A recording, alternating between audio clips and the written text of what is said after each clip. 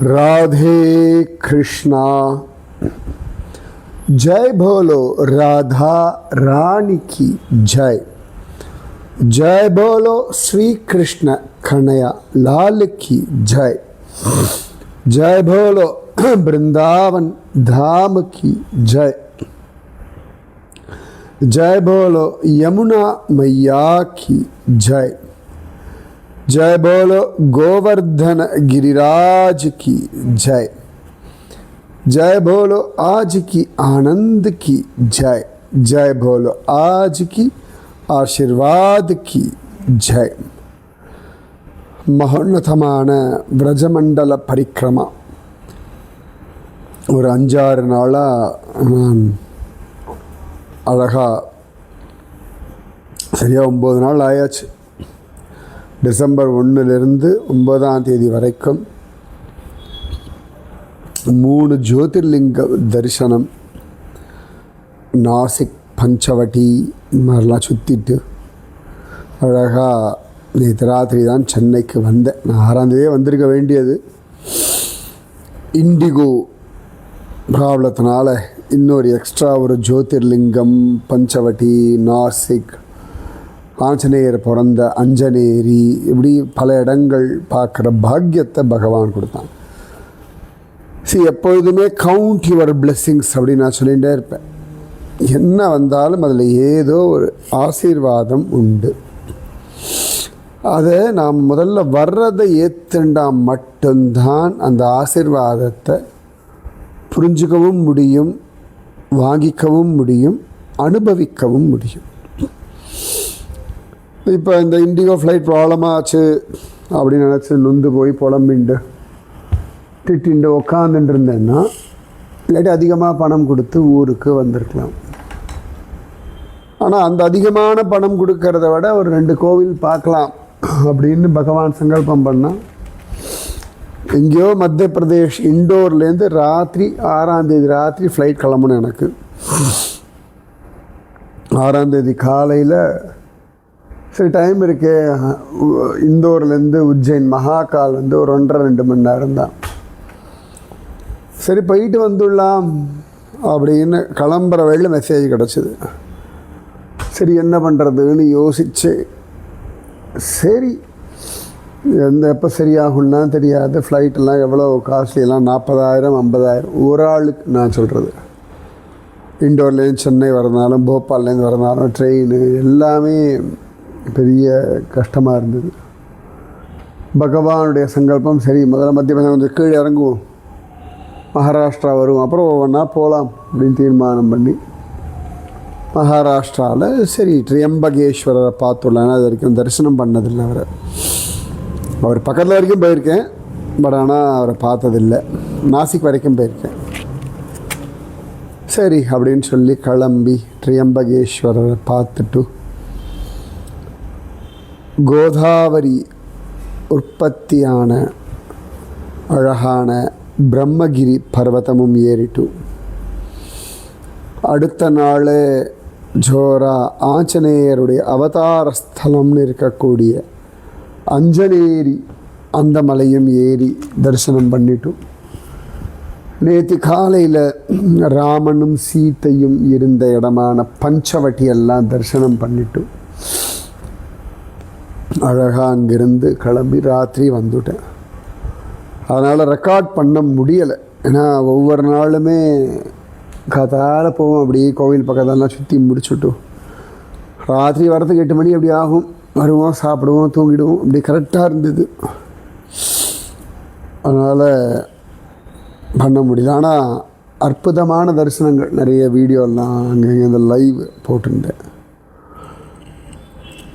வாழ்க்கை ஆனந்தமயமானது, எல்லாத்துலேயும் ஒரு நன்மை இருக்குது. விரஜமண்டல பரிக்கிரமாவே அப்படி தான் நமக்கு காட்டி கொடுக்கறது. நம்ம நிறைய இடங்கள் பார்க்குறோம். இப்போ நந்தகோபரே எடுத்துக்கோங்களேன். அவர் முதல்ல இருந்தது நந்த கிராமம்.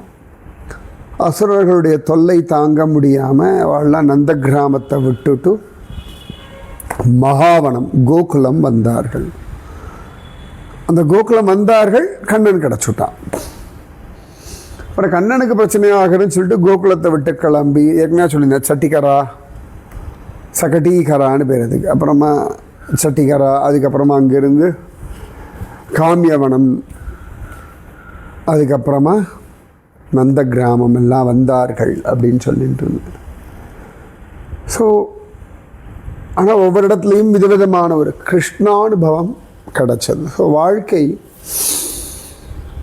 விதவிதமாக நம்மளை அழிச்சுட்டு போகும். ஆனால் ஒவ்வொன்றத்துலேயுமே ஒரு காரணம் உண்டு, ஒரு தெய்வீகம் உண்டு, ஒரு அழகான அருள் உண்டு. அதை மட்டும் நம்ம தீர்மானமாக புரிஞ்சுக்கணும். அது புரிஞ்சால் மட்டும்தான் சரியாக வரும். நம்புங்கன்னு நான் சொல்ல மாட்டேன். ஏன்னா ஒரு விஷயம் புரிதல் அப்படின்னாலே அது நம்பிக்கையின் அடிப்படையில் தான். இப்போ தெய்வ நம்பிக்கை இல்லை அப்படின்னா எப்படி புரிதல் வரும்? தாய் தகப்பன் மேலே நம்பிக்கை இல்லைன்னா எப்படி ஆனந்தமாக வாழ முடியும்? நம்பிக்கை அவசியம். வாழ்க்கையில் அடுத்த அடி எடுத்து வைக்கிறதுக்கே நம்பிக்கை வேணும். காதால் எழுந்துக்கிறதுக்கு நம்பிக்கை வேணும். நம்பிக்கை தானே புரிதல். ஸோ நல்லதுதான் நடக்கிறது அப்படின்னு நம்பிக்கையை வச்சுட்டு இருந்தாலும் ஒவ்வொன்றா புரிய ஆரம்பிக்கும். உங்களுக்கு புரியணும்னா முதல்ல நம்பிக்கை வைங்க. சரி, இதில் என்ன இருக்குது பார்க்கலாம். இப்போ குழந்தைகள்லாம் பள்ளிக்கூடம் அனுப்புகிறோம், ரைட்? அந்த பிள்ளைகள் அப்பா அம்மா அனுப்புகிறான்னு போகிறது, அந்த ப்ளே ஸ்கூலில் அனுப்புகிறோம். குட்டி குழந்தைகள் அனுப்புகிறோம், பெருசாக பேச்சு கூட வரல அதுங்களுக்கு. ஆனால் அப்பா அம்மா அனுப்புகிறான்னு நம்பிக்கையில் ஸ்கூலுக்கு போகிறது. ஐயோ அங்கேயே விட்டுட்டு போயிடுவாளான்னு பயப்படலையே. சாயங்காலம் அந்த அழிச்சுட்டு போயிடுவா, தெரியறது எங்களுக்கு. உலகமே தெரியாது, அப்பா அம்மா தான் உலகம். நினச்சி மலைச்சி போவேன் இந்த ப்ளே ஸ்கூல் போகிற குழந்தைகளை பார்த்து. அங்கே போய் அந்த டீச்சர் சொல்கிறத கேட்டு பழகி அவள் சொல்கிற மாதிரி நடந்துண்டு அங்கே ஜெயிச்சு வர தெரியுதுன்னா அதுங்களுக்கு உணர முடியறது, இவர்கள் எனக்கு நன்மை செய்கிறார்கள் அப்படின்ற ஒரு நம்பிக்கை இருக்கு இல்லையா? அதுதான் முக்கியம். ஸோ பிரஜமண்டல பரிக்கிரமாவில் நம்ம நிறைய இடங்கள் பார்த்துட்டுருக்கோம். இப்போ இந்த நந்த கிராம சுற்றி இடங்கள்லாம் பார்த்தோம், காமியவனம் இடம்லாம் பார்த்தோம். பர்சானா தாண்டி ஜாவட் அந்த பக்க விஷயங்கள்லாம் பார்த்துட்டுருக்கோம். ஜாவட் அந்த இடத்த பற்றி நான் அப்புறமா சொல்கிறேன். இது அக்கம் பக்கத்தில் இருக்கக்கூடிய இடங்கள். இதெல்லாமே நந்த கிராமம், அதனை சுற்றி இருக்கக்கூடிய பர்சானா, கதிரவனம், இதெல்லாம். கதிரவனில் ஏற்கனவே சொல்லிட்டேன் நான். இல்லை இன்னொரு இடங்கள் இன்றைக்கி பார்க்கலாம். அழகாக நியோசாக்கா அப்படின்னு ஒரு இடம். சக்கா அப்படின்னா சாப்பிடக்கூடிய வஸ்துக்கள் அப்படின்னு இருக்குது. விரஜ பூமியில் சாப்பிட்றதெல்லாம் நம்ம எப்படி பலகாரம், பக்ஷணம், ஸ்நாக்ஸ் அப்படின்னு இல்லையா? சாக்கா அப்படின்னா ஸ்நாக்ஸ்ன்னு வச்சுக்கோங்க, ஓகே? அந்த மாதிரி ஒரு இடம் இருக்கான். அதாவது கண்ணன் கோப குழந்தைகள்லாம் இங்கே மாடு மேய்க்க வருவா. அப்போ சம்டைம்ஸ் குழந்தைங்களுக்கு எதாவது ஸ்பெஷலாக பண்ணி கொடுக்கணும்னு ஆசைப்படுவோம் இல்லையா? முக்கியமாக அவெல்லாம் டெய்லியே சாப்பாடு கொண்டு வந்துடுவா பிள்ளைகள். சில நாள் போங்கோடா சாப்பிட்டுட்டு போயிடுங்கோ, மத்தியானம் அனுப்புகிறேன் அப்படின்னு சொல்லுவானு அம்மாக்கள்லாம். இந்த வயக்காட்டில் வேலை செய்கிற வாளுக்கெல்லாம் மத்தியானம் ஃப்ரெஷ்ஷாக சாப்பாடு எடுத்துகிட்டு போவாள். இந்த பாம்பேலெலாம் பார்த்தோன்னா டப்பா வாழா ஒன்று உண்டு. அவள் காத்தால வாழலாம் கிளம்பி போய்டுவா ஆஃபீஸ்க்கு, பாம்பேயில் இருக்கவா. அதுக்கப்புறம் 10 மணிக்கு நல்லா சமைச்சி ஃப்ரெஷ்ஷாக சாப்பாடு பண்ணி கொடுப்பா. இந்த டப்பா வாழாக்கள் எடுத்து கொண்டு போய் அவளுக்கு ஆஃபீஸில் கொண்டு போய் கொடுப்பார்கள். ரொம்ப ஃபேமஸ் டப்பா வாழாலாம். அந்த மாதிரி இந்த கிருஷ்ணனும் குழந்தைகளும் மத்தியானம் சாப்பிட்றதுக்கு கிராமத்துலேருந்து ஒரு 10-15 பேர் போவா. இல்லாட்டி எல்லா அம்மாக்களும் போவா. இல்லாட்டி யாராவது போகிறவாக்கிட்ட கொடுத்து விடுவா. பசங்க இன்றைக்கி அந்த பக்கம் போயிருக்கா, போகும்போது சாப்பாடு கொடு. அது கிராமங்களில் உண்டு இல்லையா? நீ அந்த பக்கம் தான் நான் போகிறேன்தா கொடுத்து விட்ரு அப்படின்வா. இல்லாட்டி சில பேர் என்ன பண்ணுவா, நான் அந்த பக்கம் தான் போகிறேன், ஏதாவது வேலை இருக்கா அப்படின்னு கேட்டுட்டு போவா. அக்கம் பக்கம் வீடுகள்லையோ வேண்டப்பட்ட வாக்கிட்டையோ எதாவது இருக்கா வாங்கினோம். ஏன்னா வெள்ளம் காட்டுக்குள்ளே இருக்கா. எங்கேயாவது அக்கம் பக்கம் போனான்னா யாராவது போனால் தானே உண்டு. இப்போ நான் இமயமலையிலலாம் பார்ப்பேன். இமயமலை என்ன, நேற்று கூட நாங்கள் இந்த அஞ்சனேரி முந்தானத்து ஏரின்ட்டு இருந்தேன். அஞ்சனேரி, பிரம்மகிரி இங்கெல்லாம். அப்போ எனக்கு ஒரு கைடு வந்தார், ஆதித்யான்னு அவர் பேர், ஆச்சாரியான்னு பேர், சந்தீப் ஆச்சாரியா, ஆதிவாசி. ஆனால் அவளுக்கும் ஆச்சாரியான்னு சர்நேம் இருக்குது. 30 வயசு பையன் தான், கல்யாணம் ஆகியாச்சு, குழந்தை இருக்குது. அவனுக்கு 5 தங்கைகளாம், 3 பேர் கல்யாணம் பண்ணியாச்சு, 4ஆவது தங்கின்னு 2 மாதத்தில் கல்யாணம். ஸோ நான் அந்த பக்கம் போகும்போது குரங்கு இருக்கும், குச்சி வேணும் கேட்டபோது அவள் தங்க சொன்னால், கைடு இருக்கார் எங்கள் அண்ணா, ஐஷண்டு போங்கன்னு சொல்லி அவள் கொண்டு போய் எங்கள் அண்ணாகிட்ட விட. சின்ன பொண்ணு தான், 19, 20, 21 வயசு இருக்கும் அதுக்குள்ளுக்கு, அவ்வளோதான். அவள்லாம் அந்த பிரம்மகிரி மலையிலேயே வாழக்கூடியவர்கள். எப்படி ஆந்திராவில் அகோபிலத்தில் இருக்க அந்த செஞ்சு ஆதிவாசிகள் அங்கேயே தான் வாழ்வார்கள். இன்றைக்கும் நம்ம தமிழ்நாட்டில் நான் பார்த்து வந்து காரையார் பக்கம் சொரிமுத்து ஐயனார் கோவில்லாம் இருக்குது, அந்த பக்கம் தாமிரபரணி நதிக்கரையில். அவள்லாம் அங்கேயே கிராமங்கள்லேயே தான் வசிப்பார்கள். அப்போ அங்கே பசங்க படிக்கிறது பள்ளிக்கூடத்துக்கு கீழே இறங்கும், அவ்வளோதான். மற்றபடி சாயங்காலம் ஆயிடுச்சுன்னா மலைக்கு போயிடுவாள், மலையில் தான் இருப்பாள். நாங்கள் போய் சில வீடுகள்லாம் கூட போய் பார்த்தோம், கட்டியிருக்கிற வீடுகள். இப்போல்லாம் கொஞ்சம் கான்க்ரீட் வீடுகள்லாம் வந்தாச்சு. ஓம்காரேஸ்வரர் கோவில் அந்த மலை பிரதட்சணம் பண்ணும்போது பார்த்தேன், நல்லா அடர்த்தியாக இருக்கக்கூடிய ஒரு செடி, அதை எடுத்து கொண்டு வந்து அது நல்லா கம்பு ஸ்ட்ராங்காக இருக்குது, அதை அப்படி குறுக்கி நெருக்கி வச்சு அப்படி நல்லா தட்டி மாதிரி பண்ணிவிட்டு, அதுக்கு மேலேயும் உள்பக்கமும் நல்ல செம்மண், அதுக்கப்புறமா மாட்டுச்சாணம், இது 2த்தையும் கலந்து அழகாக அப்படி வீடு முழுக்க பூசி அதுதான் வீடாக வைக்கிறான். ரொம்ப அழகாக இருந்தது. நாங்கள் இந்த வாட்டி கூட ஒரு அந்த பிரம்மகிரி ஏறும்பொழுது பார்த்தேன், அழகாக அந்த வீடு அமைச்சு. நான் ஒரு வீடியோ கூட எடுத்தேன் உள்ளே போய். அந்த வீட்டுக்குள்ளே ஒரு கிச்சன் தனியாக ஓரத்தில் இருக்குது. எல்லாமே நான் சின்ன வயசில் பார்த்துருக்கேன். என்னோடய பாட்டியெல்லாம் கல்லெல்லாம் வச்சு அடுப்பு உண்டாக்குவோம். அப்பப்போ உடஞ்சி போயிடும், விறகு அடுப்பில் திருப்பி எடுத்து ராத்திரி ஆகிடுத்துனா சாணி போட்டு முழுகி அதை மெயின்டைன் பண்ணிகிட்டே இருக்கணும். அது ராத்திரி ஆச்சுன்னா எல்லாம் தொடச்சி சாம்பல்லாம் அள்ளி சுத்தம் பண்ணி வச்சு அப்புறம் முழுகி ஒரு கோலத்தை போட்டுவிட்டு அதெல்லாம் நிஜமாவே அது ரொம்ப அழகாக இருக்கும். முக்கியமாக ராத்திரி 6-7 மணிக்குள்ளே முடிச்சிருவா. அதுக்கு மேலே சமையல் கட்டுக்குள்ளே வேலையே இருக்காது. அதுக்கப்புறம் பாத்திரங்கள் மட்டும் இருக்கும், அதுவும் ராத்திரியே தேய்ச்சி போட்டு வைக்கிற வழக்கம் கிடையாது. அன்றைக்கி ராத்திரின்னா அதான் பழைய சாதம் இருக்கிற பாத்திரம் அது மட்டும்லாம் தான் இருக்குமே ஒழிய, இந்த ஒழிச்சு போட்ட பாத்திரங்கள் அடுத்த நாள் வரைக்கும் இருக்கிறதுன்ற வழக்கமெல்லாம் இந்த காலகட்டத்தில் தான். அந்த தொட்டி மித்தத்துலாம் சொல்லுவோம், நம்ம சிங்கில் போட்டுட்டு அப்புறம் அடுத்த நாள் வேலைக்காரி வர வரைக்கும் அப்படியே காஞ்சிண்டு கிடக்கிறது. அப்புறமா அதில் கரப்பாம்பூச்சி வரதா இன்றைக்கி. அந்த காலத்துலலாம் அது முடிச்சாச்சுன்னா தேய்ச்சி பலான்னு வச்சு கவுத்து வச்சுக்கணும். முக்கியமாக அந்த கொல்லை பக்கத்தில் கிணத்து, எங்கள் கிணத்து நடையில் அப்படி ஓரத்தில் அப்படி அழகாக பலான்னு அந்த வெயிலுக்கு அதுக்கு ஜம்முன்னு காயும். அதே மாதிரி வாழ்க்கை இன்றைக்கும் வாழ்ந்துட்டுருக்கா, வாழலாம்.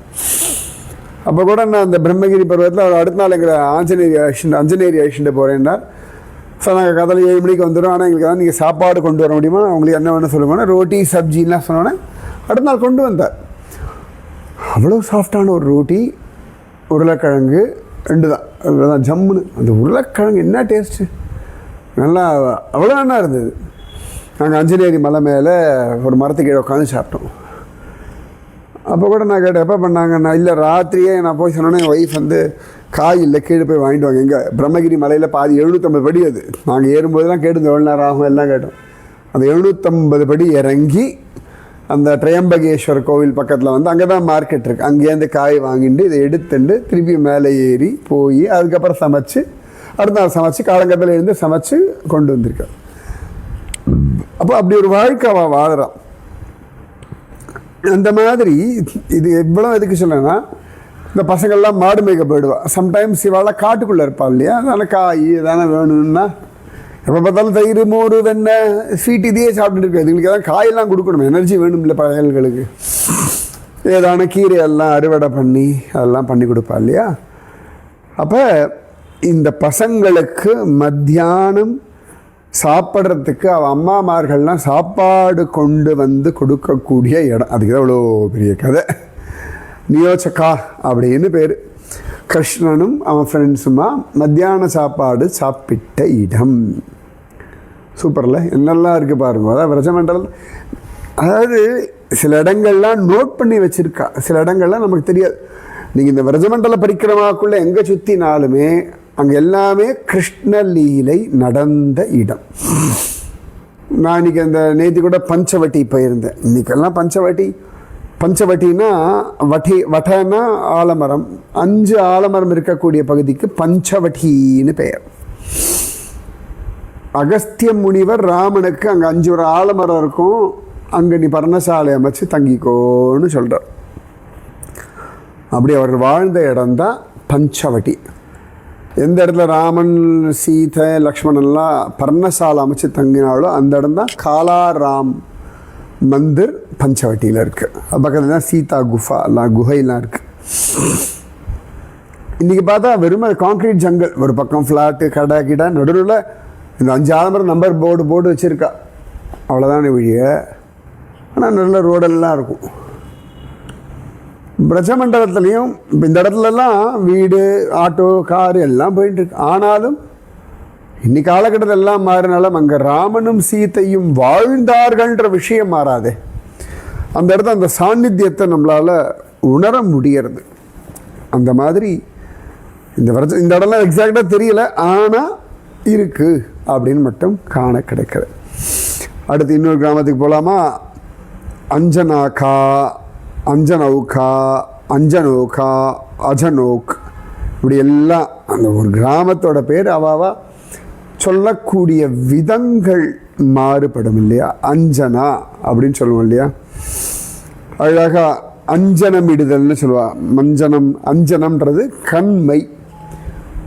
அழகா இந்த ஊருக்கு பேர் கண்மை அப்படின்னு பேர். அஞ்சனா அப்படின்னு அஞ்சனம்ன்றோம் இல்லையா, அதுதான் அஞ்சனை. காஜல், மஸ்காரான்னு இல்லையா, அதுதான் இந்த அழகான அஞ்சனம். இது என்ன ரகசியம் இங்கன்னா, ஒரு நாள் ராதாராணியை அவளுடைய தோழிகள் எல்லாம் ஜம்முன்னு அலங்காரம் பண்ணுறார்கள். பார்த்து ஏன்னா அவள் கண்ணனை பார்க்கறதுக்கு முன்னாடி அவளுக்கு அவ்வளோ அழகாக அலங்காரம் பண்ணுறது அவர்களுடைய வேலை.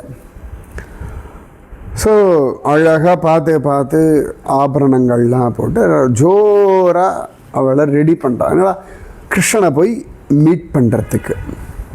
அது ஞாபகம், கோவிலுக்கெலாம் போகிறோம்னா ஜம்முன்னு போகணும். பகவான் அல்லவா பார்க்க போகிறோம். இப்போ ஒரு பெரிய பணக்காரை பார்க்க போகிறோம் வச்சுக்கோங்களேன், இப்போ இருக்கிறதுலே நல்ல ட்ரெஸ்ஸாக போட்டு நம்மளை ஒரு அழகாக எலிவேட்டடாக காட்டிப்போம் இல்லையா? நான் இன்னும் கொஞ்சம் பெரிய லெவலில் இருக்கேன், அவளுக்கு தகுந்த மாதிரி. அது நான் நிறைய பார்த்துருக்கேன். இந்த சில வீடுகள்லாம் யாராவது வேலை செய்வா இல்லையா, வேலைக்காரெல்லாம், அவளோட முதலாளி வீட்டில் தான் கல்யாணம் அப்படின்னா இருக்கிறதுலே நல்ல புடவையாக கட்டிண்டு நல்ல அலங்காரம் பண்ணிடுவோம். அப்படியே இந்த வீட்டு வேலைக்கு வரா மாதிரி பிச்சைக்காரத்தனமாக வரமாட்டான். ஜோராக இருக்கும் பார்க்குறதுக்கு. அந்த கல்யாணத்தில் பரவாயில்ல கோடீஸ்வராளாக இருப்பாள். ஆனாலும் இவா அதில் தனியாக அவள் பாட்டுக்கு அவளுக்கு வேண்டியதை உடுத்திட்டு அழகாக வருவாள். அந்த மாதிரி ராதாராணி கண்ணனை பார்க்க போகிறாள். சர்வலங்கார பூஷித்தை, ரொம்ப அழகாக இருக்கா. அப்போ ராதாராணி ரெடி ஆகிட்டு இருக்கா. கண்ணனுக்கு ராதாராணி நினச்சா உடனே பார்த்துணும், பொறுமை கிடையாது பயலுக்கு. அந்த நேரத்துக்கு அவன் முன்னாடி வந்துட்டான். ராதாராணி தயாராகி வரத்துக்கு முன்னாடி இவன் வந்துட்டான். உடனே இவனுக்கு பொறுமை இல்லை, வேணுகானம் பண்ண ஆரம்பிச்சுட்டான். ராதே ராதே ராதே ராதே ராதே. கிருஷ்ண வேணுகானம் கேட்டால் ராதாவுக்கு எல்லாம் மறந்து போய்டும். ராதாராணிக்கு அவ்வளோதான், அவளுக்கு முடியலை இருக்க.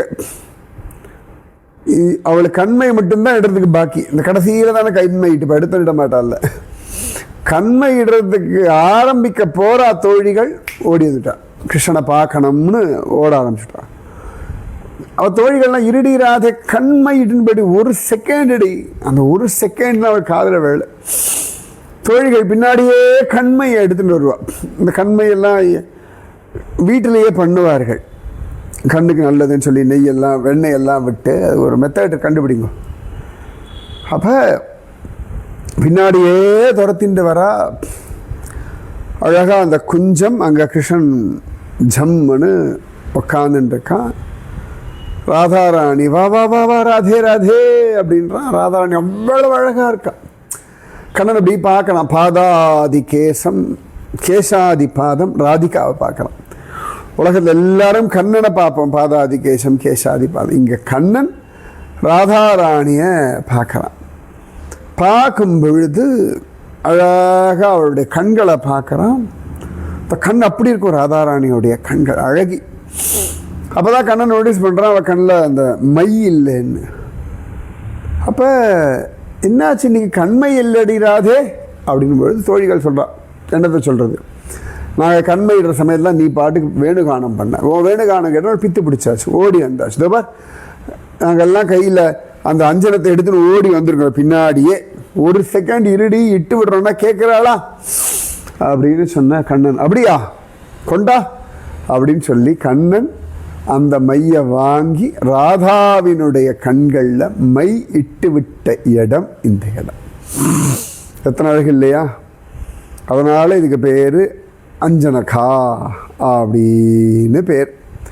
ஸோ கண்ணன் பாதம் இந்த சான்ஸ் விட்டுறப்படாது இல்லையா அப்படின்றதுனால ராதாவுக்கு கண்மை இட்டு விட்ட இடம் இந்த அஞ்சனகான்ற இடம். இன்றைக்கும் அங்கே அஞ்சன பிகாரி மந்திர்னு இருக்குது. கண்மை இட்டு விட்ட கண்ணன். அவன் ஏன் மைய எடுத்துட்டான்? அவனையே தொட்டிட்டு இருந்தாலே போதும், நல்லா கண்ணகரேன்னு ஜம்முன்னு தானே இருக்கான் பையன். இன்றைக்கும் அழகாக அந்த இடத்துல ராதாராணி ஒரு பாறையில் உட்காந்தா. அந்த பாறையில் உட்காந்துருந்த போது ராதாராணி பக்கத்தில் பார்த்துட்டு கண்ணன் அவளுக்கு மையிட்டு விட்டான். அப்போ அந்த பாறை இன்றைக்கும் இருக்குது. அதனால் அதுக்கு பேர் அஞ்சனசிலான்னு பேர். கண்ணன் பேர் அஞ்சன பிகாரி அப்படின்னு பேர். இது பக்கத்துலேயே அழகாக அங்கே ராசலீலம் ஆடக்கூடிய இடமெல்லாம் இருக்குது. அவ்வளவு சிரேஷ்டம் இந்த அஞ்சனகா அப்படின்ற இடம். சூப்பரில். நீ கண்மை இட்டுக்கும் பொழுது இல்லாட்டி எங்கள் சாப்பாடெல்லாம் கொண்டு வரும் பொழுதுலாம் இந்த 2 இடங்களை நினச்சிக்கோங்க. நியோச்சகா அப்புறமா அஞ்சனகா. மீதி விஷயம் நாளைக்கு.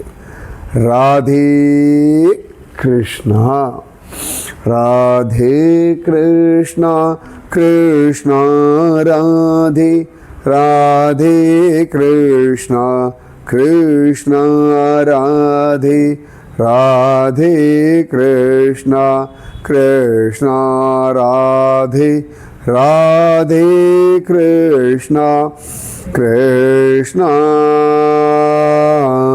ராதே. जय भोलो राधा रानी की जय. जय भोलो श्री कृष्ण कन्हैया लाल की जय. जय भोलो वृंदावन धाम की जय. जय भोलो गोवर्धन गिरिराज की जय.